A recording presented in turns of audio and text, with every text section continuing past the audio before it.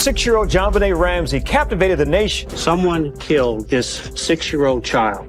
It received national news attention right away. The press was going wild. For nearly 3 decades, the case of JonBenet Ramsey has left America shocked, divided, and searching for answers. This tragedy is not just another true crime story.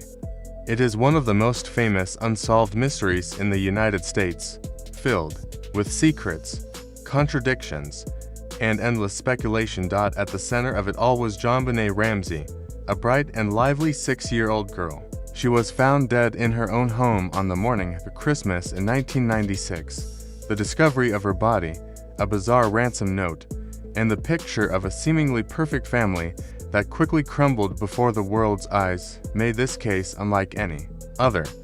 For years, people debated endlessly. Was it a kidnapping gone wrong, a break-in, or something that happened within the Ramsey household itself?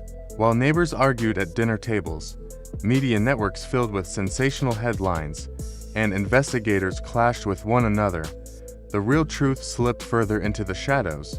Now, almost 30 years later, new technology has breathed life into this cold case. Scientific breakthroughs and advanced DNA techniques are shining light on clues that were once thought too small or weak to matter. Could this finally be the moment when the mystery is solved, or will it remain one of the darkest puzzles in modern history? It was December 26, 1996, a cold winter morning in Boulder, Colorado. Christmas decorations still lit up the Ramsey family's beautiful home. But the joy of the holiday quickly turned into horror. Patsy Ramsey, JonBenet's mother, woke up early and walked down the stairs. On the steps, she noticed something unusual: a handwritten ransom note, long and strange. Most ransom notes are short, blunt, and to the point, but this one was different. It stretched over 2.5 pages and demanded an oddly specific amount of money: $118,000. Coincidentally, that number was almost identical to John Ramsey's annual bonus at work. The note threatened that JonBenet had been kidnapped and would be killed if the money wasn't paid. Panicked, Patsy called the police immediately. Officers arrived and began looking around the house. But from the very beginning, mistakes were made. Instead of sealing the entire house as a crime scene, police only taped off JonBenet's bedroom. Family members and friends walked freely around the rest of the home, possibly destroying critical evidence without even realizing it. Later, that same day, John Ramsey, JonBenet's father, made a heartbreaking discovery. In the basement, hidden in a small room, he found his daughter's body. She was only 6 years old. The scene revealed signs of terrible violence. Her skull had been fractured, and she had been strangled with a homemade garrote made from a cord and part of Patsy's paintbrush. Although it appeared she may have been sexually abused, medical experts could not confirm rape. The final autopsy listed the cause of death as asphyxiation from strangulation, along with a severe head injury. JonBenet was laid to rest in Marietta, Georgia, beside her half-sister Elizabeth, who had died in a car accident years earlier.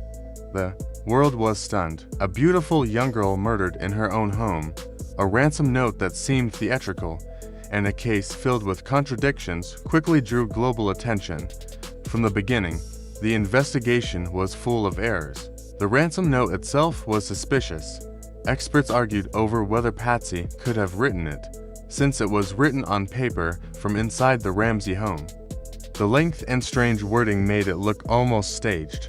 Even worse, John Ramsey carried his daughter's body upstairs when he found her, which further contaminated evidence. Instead of treating him and Patsy as grieving parents, police allowed them to sit together during questioning, making it easier for them to align their answers.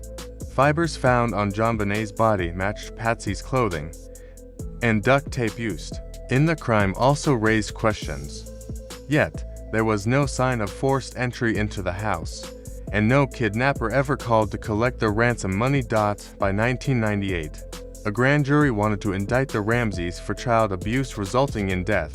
But the DISTRICT attorney decided there wasn't enough proof to charge them. The family remained under suspicion in the public eye, even though no official charges were filed. Back in the 1990s, DNA testing was in its early stages. Police collected tiny samples from JonBenet's clothing and from under her fingernails. The DNA belonged to an unidentified man, but the technology of that time could not provide much detail. Years later, as science advanced, the samples were tested again. In 2003, a new analysis confirmed that the DNA did not belong to anyone in the Ramsey family. The parents were eventually cleared, and the Boulder police even issued a public apology. But clearing the Ramseys only deepened the mystery. If not them, then who? One of the most important changes in criminal investigations has been the rise of genetic genealogy. This method uses DNA samples from crime scenes and compares them to public databases that contain DNA from people searching for their ancestry.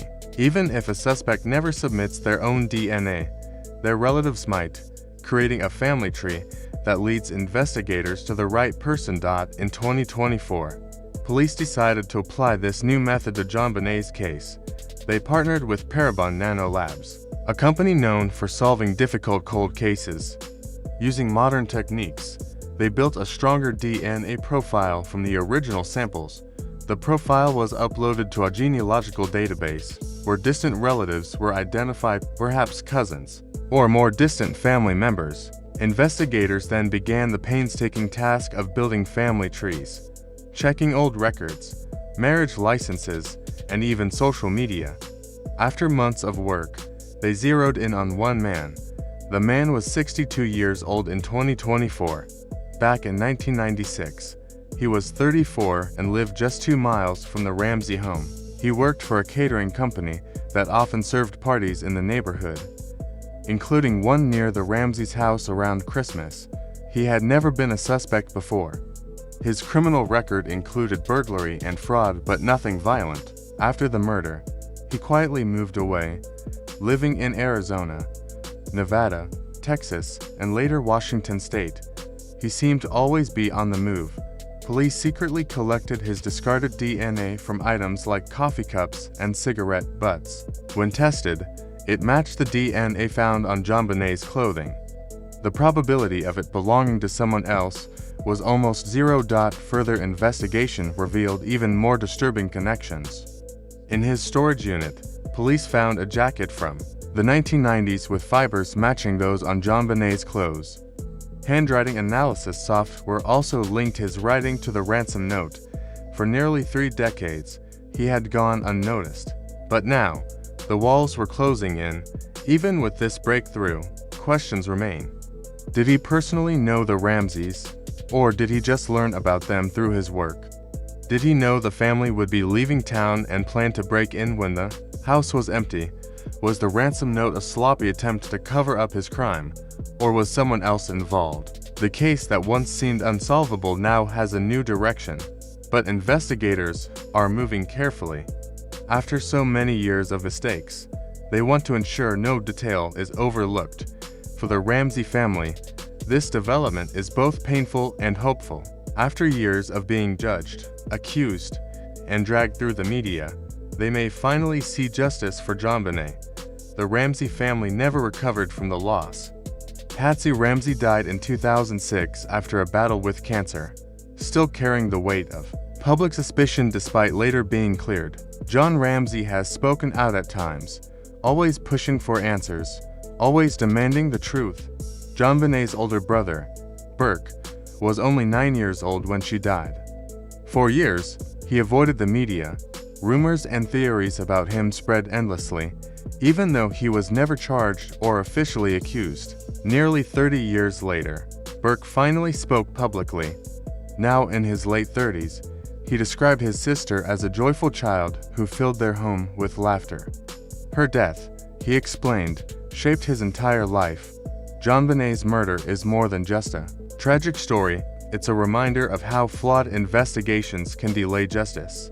Mistakes in the early hours of the case destroyed vital evidence. Media pressure and public judgment turned a grieving family into suspects, and the lack of advanced science left police with more questions than answers. Now, with modern DNA tools, the possibility of closure is real. The story shows us how science can rewrite history and how perseverance can finally expose the truth. On that cold December morning in 1996, a little girl's life was taken in one of the most shocking crimes of modern times. For nearly 30 years, her name has remained in headlines, her face frozen in photographs of pageants and family holidays, her story repeated in whispers and documentaries. At last, investigators may be closer than ever to solving the case. Whether justice is finally served or more mysteries unfold, one thing is certain: JonBenet Ramsey's story will never be forgotten.